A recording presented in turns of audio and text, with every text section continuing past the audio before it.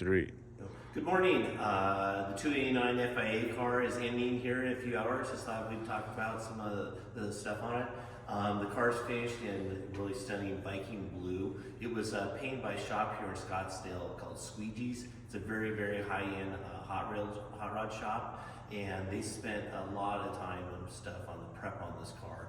You know, making sure there's no little fiberglass holes or pit holes or anything, and just really in the prep. But most importantly is the owner, when he had this car commissioned, he wanted to be able to, like, when we walk up and feel the fender on this, have it feel exactly like an aluminum car. What that is, you know, on the aluminum cars, they would bend the aluminum around a piece of wire, and that would make that lip. A fiberglass car, you can always tell them real quick because it's like a real wide, chunky area. But on this car, if you actually felt it and didn't know it wasn't fiberglass, there's no way you could ever tell the difference from a stock, a real 289 FIA car and this car, just because the details are so good on it.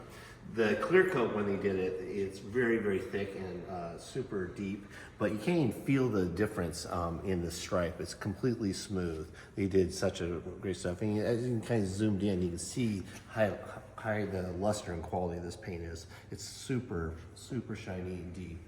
I know the body shop bill on this car was about $35,000, and that was 20 years ago. So I couldn't imagine what it costs today. Under the hood, it's got the remote oil cooler, like on the race cars, a larger oil cooler up front. The ERA cars have the coilover springs in the front. Then this also has the competition rear, adjustable rear suspension, which with outboard brakes, which makes it handle a lot better. It's much more adjustable. This car is definitely built to be a fast driver. The Borla 8-pack or TMI fuel injection on it really makes this car start up, be smooth, and not going to have any problems with runnability. We're not dealing with carburetors gumming up and stuff. Nice thing about a fuel injection car, you can get in it after it's been sitting for a while, and it's just going to run like it's supposed to.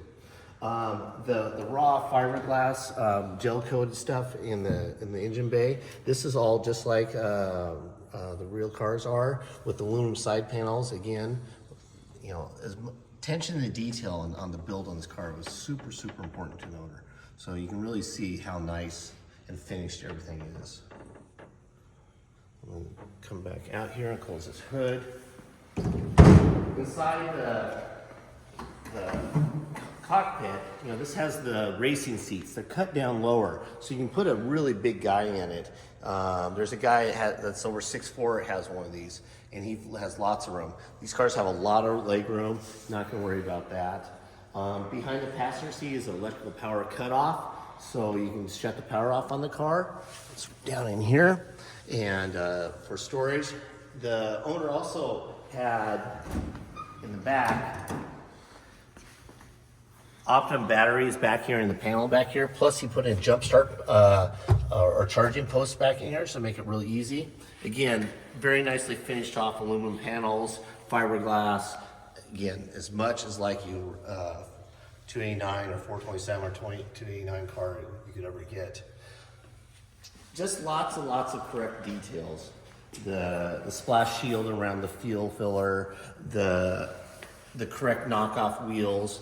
These are really nice wheels. All safe and wire tied. The exhaust system was a lot of thought put in this. So this is a really a high flow system.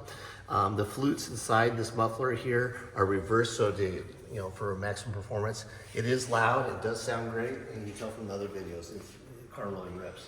Super excited about this car. The cost to build this car today would be really high. I'd say $300,000 to $400,000 to build a car of this quality, just because of the components and the time and the details on it. Any questions, hit the contact seller button. Happy to help. Also happy to help with shipping after the sale. It's a fabulous car. It's here in Scottsdale. Love to have you come pick it up here. Thanks.